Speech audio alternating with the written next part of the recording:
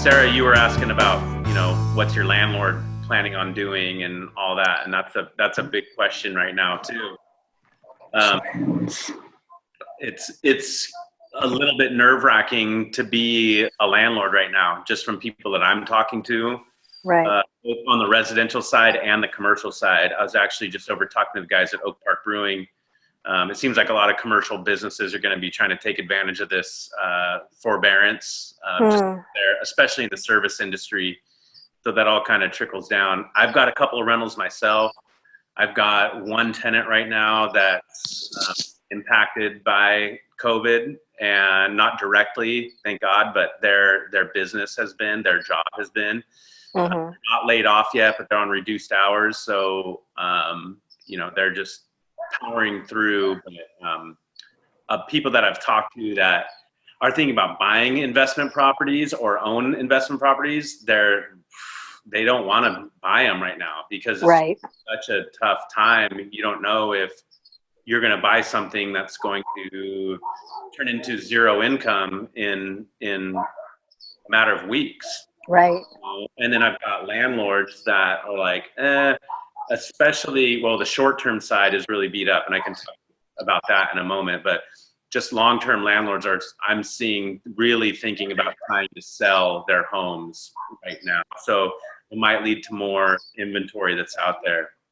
Short-term landlords, Airbnb, those type of things, they're in a full-on panic, not fire sale yet, like I think they should be, actually, because they're mostly leveraged to the hilt. There's some, of these super hosts that bought 20 units or they leased 20 units in a master lease, and now they're doing these short-term leases. And they're really leveraged, and they were counting on that really high volume Airbnb business. And that went from 100 to 0 overnight. Yeah.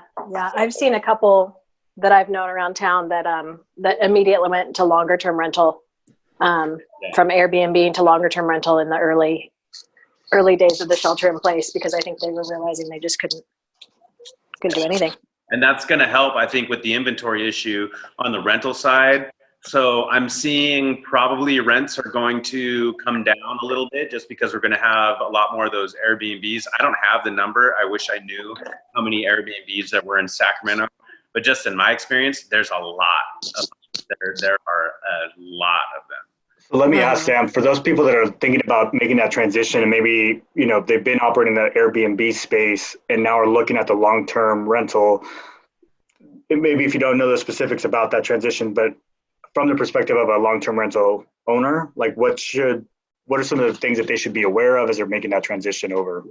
I mean, if they're trying to move from a short-term rental to a long-term rental, they've really got to look at their overhead and their costs. Some of the people I know went in really fully leveraged out, like went in with zero down, so they've got really high payments, or they master leased some buildings and they with a premium. I'll speak from experience. I did it 3 years ago or so.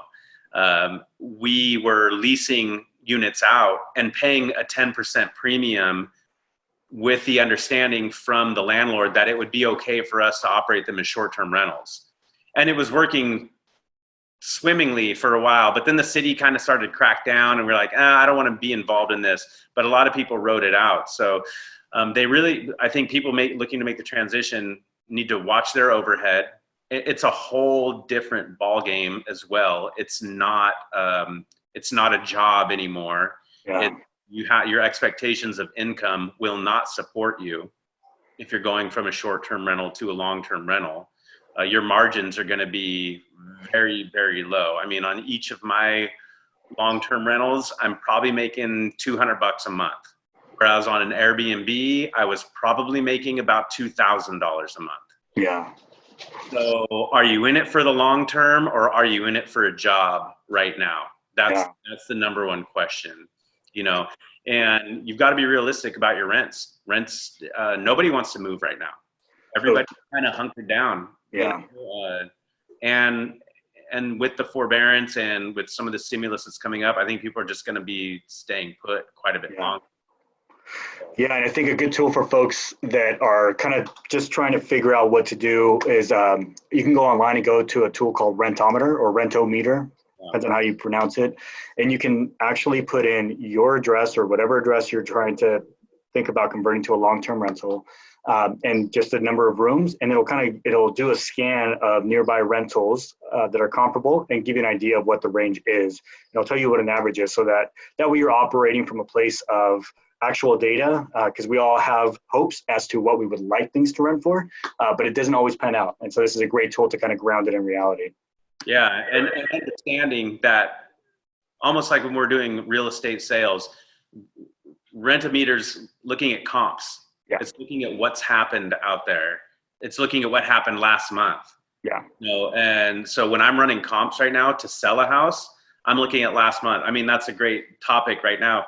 Look, we just passed our February numbers. We got the February stats in. Our median price in Sacramento is $397,750. We just crossed the height from the peak of the market in 2005 August. We were at 392,750. Yeah. So this month we should all be like party hats and confetti and whatever. That's not the case. That was last month. That was February. Yeah. It's a whole new reality right now. So I'm not pricing real estate for sale right now thinking, oh yeah, we're past the height, our trajectory is continuing on. We had one of the biggest year over year increases in several years. We were up over 10% from February this year to February last year. So Yeah. we're just not pricing it right now. And we don't have enough data right now. I wish we did. I mean, we had Ryan Lundquist on last week. He's going to be on with us next week on Thursday as well. So check the Grounded TV calendar or shoot us an email or text if you want to know more about that. But he said the same thing. It's just happening so quickly that it's really hard to find our grounding right now.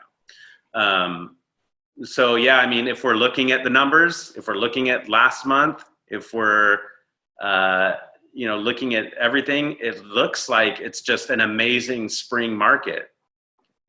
We had more homes sold year over year. We have a lower inventory than last year, 1.4 months of inventory versus 2 months of inventory last year. But it's just that those numbers are meaningless right now. And so likewise, to get back to Rentometer, it's the same thing. You have to take, I would assume, at least a 10% deduction on there. Yeah. Now, if you're trying to rent something out today, at least you really need to entice people in there. Yeah. So yeah, that's kind of what's happening. That's probably the biggest thing. The only deals that we've had really fall apart as far as grounded real estate is considered on the resale side has been related to investors. So investors are going to be highly impacted by this right now.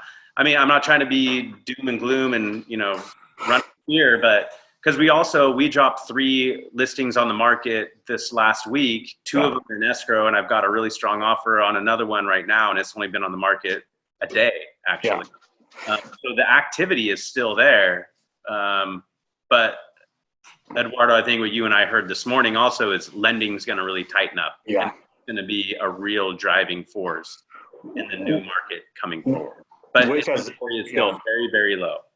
Which on the flip side of the reduction in the number of investors that are coming into the market, there's the positive side that if you're a strong buyer, if you have a credit score in the mid to high 600s, if you have a little bit of money put away, and if you are in a position where there's stability and security in your employment, there honestly has never been a better time to buy because the competition has just diminished, right? And it's unfortunate. Because there are a lot of people that unfortunately have been directly impacted by this, that we definitely are keeping in mind and making sure that we provide whatever supports that we can.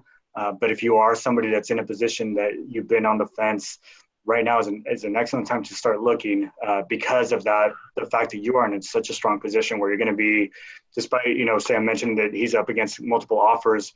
It's not the 11, 21 multiple offers that I was up against 2 weeks ago, right? It's the 2 or 3. And even then, we're vetting the buyers more cautiously because there are changes happening on the lending side that make certain types of loans a little bit more tenuous than others. And so there's that additional factor that's coming into play. Right. And if you are, looking to buy right now, that's something that we heard about today, is that it's really the lending side is going to become more stringent. There's a whole thing we can get into with the secondary market and liquidity and what's happening there. But brass tacks is what's going to happen is you're going to need a higher credit score to qualify for a loan, and you're going to need to have reserves, which could be, retirement money or cash on hand or any assets. So that's going to really impact our market. And on the, renter side, I don't think a lot of those short-term rentals, they weren't in it to be landlords necessarily. So I don't think they're going to switch from a short-term rental to a long-term rental. I would say, I don't know, I would just be guessing, but if not a majority, quite a few of them will be putting those properties on the market, and that will also help bring up our supply. So we're kind of like hitting a little rest button. I don't see pricing going down anytime soon, because California has been in, and really Sacramento has been in such a housing inventory crunch, but will they mellow out? Absolutely. Today, are we still getting multiple offers? Yes, if you are priced right. Yeah. It's not the time to be greedy. It is the time to be reasonable. I think sellers need to take a deep breath, sit back, look at the equity they've accumulated over the last, 10 years or however long you've been in this market, and realize you still got a great return, and you can be a reasonable human being and sell at a reasonable price and be okay. And help somebody out, honestly. And so that's what I'm thinking we're heading more toward. I've got a rental property myself.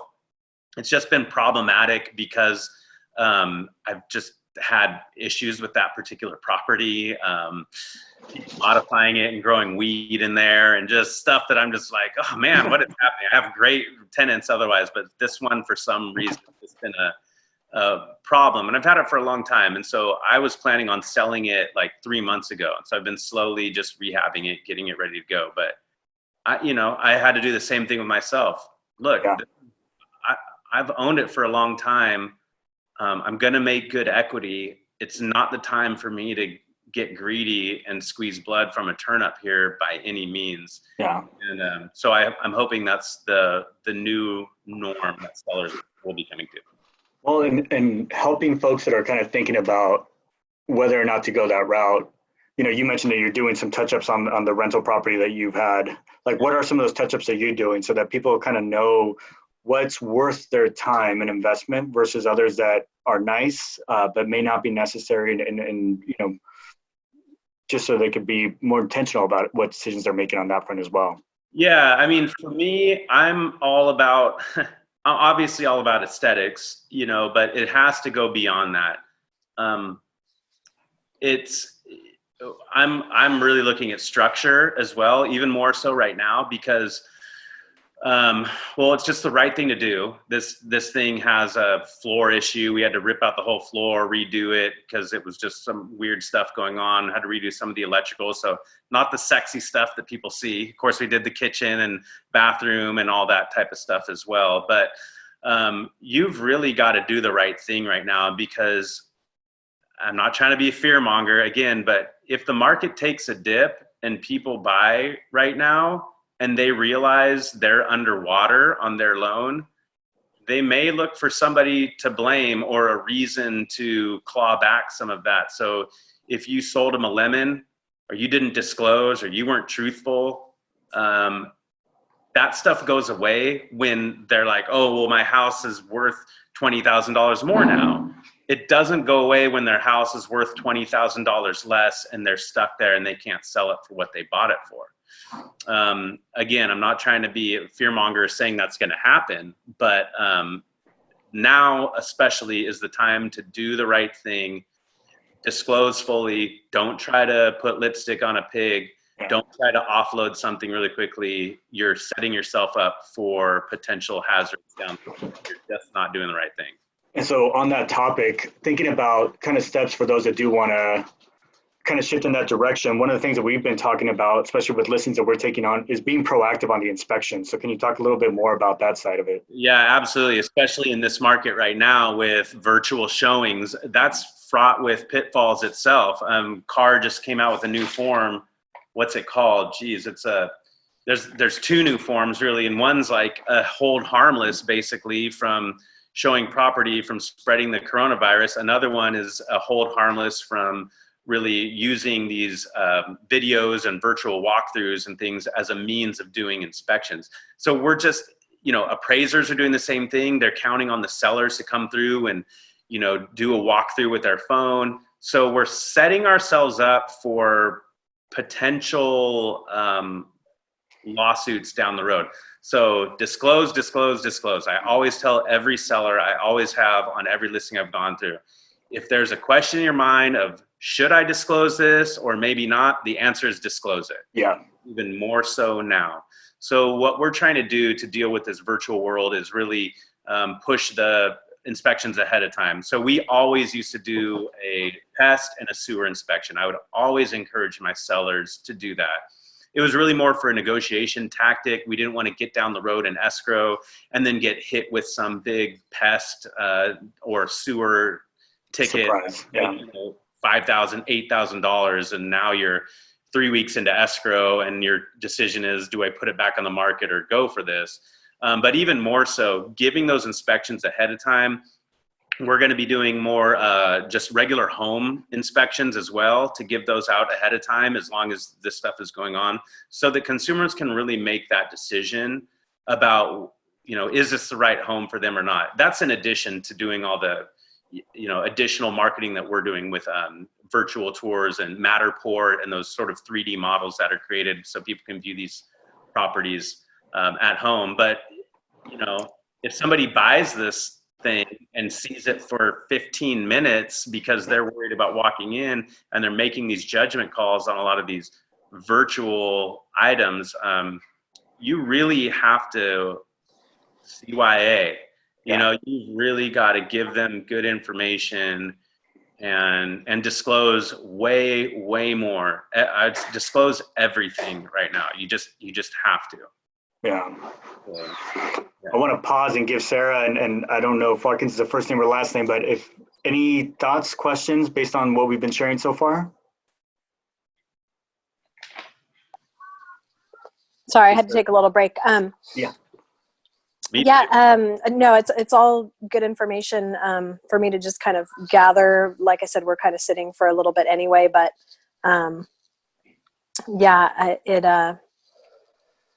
I think, talking about that, the short-term rentals to the potential moving to the sales market, those properties, that was, I think, related to the kind of the question I was posing last week, was in the data, like what's the percentage of properties that are rented out and inhabited versus rented out and ready to, go to market potentially, and the owner occupied ones that are vacant versus obviously owner occupied ones, which would be harder to, even if they were potentially wanting to be sold, much harder to do. So, that's because I've always really enjoyed looking at your guys' data right around the time that you helped us sell our house, and really interested in seeing all that, but I haven't dug down into that.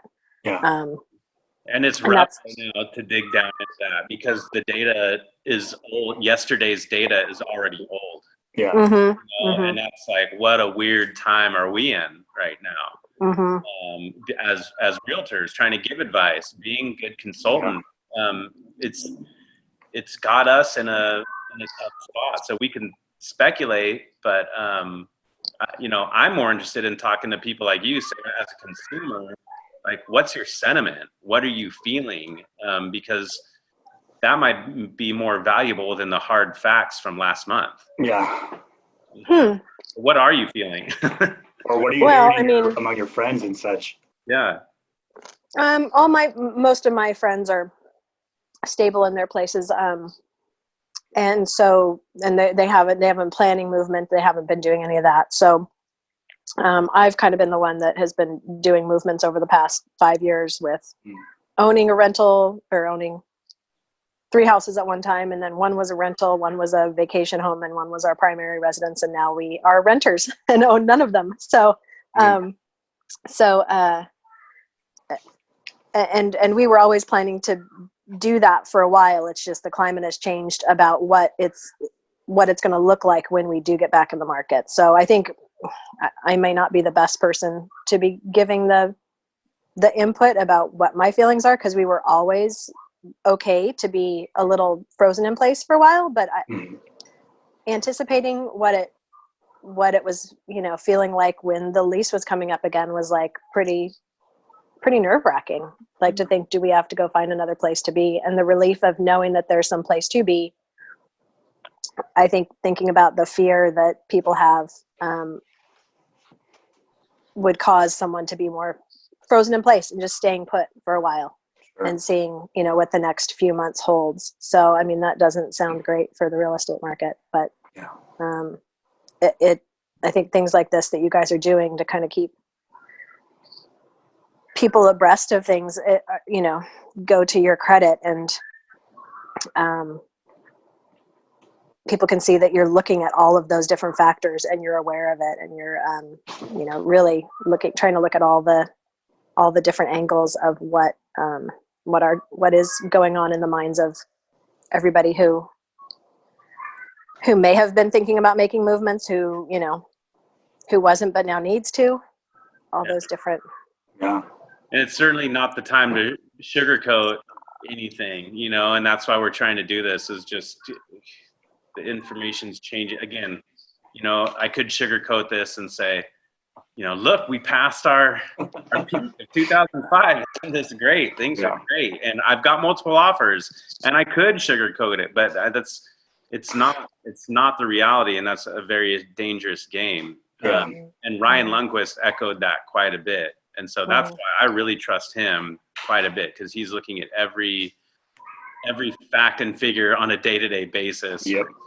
So if you, Sarah, I don't know if you subscribe to his blog, but you should. Sacramento Appraisal blog. Oh, okay. I missed the intro last week, so Sacramento Appraisal blog. Ryan Lundquist, true trusted source, isn't going to bend it anyway. It's facts and figures, and he does talk to a lot of people. Heather, you mentioned something before the meeting. Heather's our project manager, I'll call you for grounded, and runs all these things. And you mentioned that 2 of your roommates are impacted by this right now. What's their sentiment, and how is that, do you think, going to affect your landlord or rentals in general? You've got kind of a finger on the pulse. Yeah. So I know, like, for this month, we were all okay because, everyone had been prepared. I've got one housemate who went home to live with family, but is, still staying in the lease. We're in a lease until September. And then, the other housemate is kind of figuring out what the next step is. Of course, it's a little nerve-wracking, but for me, I'm very thankful to still be working, and I'm gonna do my part. And if we do run into any problems, I've actually started gathering resources to send to my landlord, in case for some reason one person on our lease isn't able to come up with full payment for a month or whatever. I plan on sending mortgage forbearance and mortgage assistance programs my landlord's way, just because hopefully he's with a bank that is already preparing for this, because there are definitely banks out there who have started preparing to help folks who are mortgage holders out. So and it's wild in Sacramento how much of our industry is actually based in the service industry. Yes, we have a local government, and we're thankful for that. The other 2 biggest segments are real estate and service. And it's like, talk about a roller coaster, those two things, especially right now. I mean, service is just slashed to zero. So, something I've been excited about, nothing's really exciting me right now, but thankful for is the stimulus that was recently passed. I think it's a good move. I was unemployed back in the last downturn. I was unemployed for 2 years. I was in land use planning, which is designing new neighborhoods and things of that nature. Nobody was doing that at that time. So I got into real estate because you could just hire yourself and be in real estate and fire you. You could earn zero money, of course, but so that's kind of how I got into this. But I was on unemployment, and it was very difficult, and it caused myself and a lot of other people to have to switch careers, retool what they were trying to do. With the new stimulus right now, it's paying for payroll and rent and utilities, and that's forgiven by the government. So it allows just a small business like us. We have technically 4 employees. It's myself, Micah, Heather, and Jessica. It's going to allow us to not be affected right now, and it allows me, if this is the V-shaped or maybe a U-shaped recovery that some people think it might be, will come out the other side mostly intact and not have to now retrain somebody else. The disruption to the economy should be much less mitigated than it was before. So I'm really grateful for that. But the service industry does not have that as much, because most people were living on tips was the main source of income if you're in the service industry, and there's no real unemployment for that, at least right now, and nothing coming out the pipe that I see. So yeah. So again, not trying to be all doom and gloom, but it's a different world out there. Some of the things that are going to bolster our market will be simply our lack of inventory. It will be simply the number of people that we have living in the region. And I don't think people are going to be fleeing the region because there's nowhere to go, frankly, right now. What's going to help bring our market back to a normal market is going to be some more inventory coming on from the rentals, the short-term rentals. I think that's going to help. And other than that, we just got to keep playing it day by day and just really staying in touch with what's happening. As much as I love the news, I loathe the news right now too. It's always an emotional roller coaster. Yeah. And on that note, as far as, good news goes, or hopefully good news, I don't know if anyone watched the White House press conference yesterday.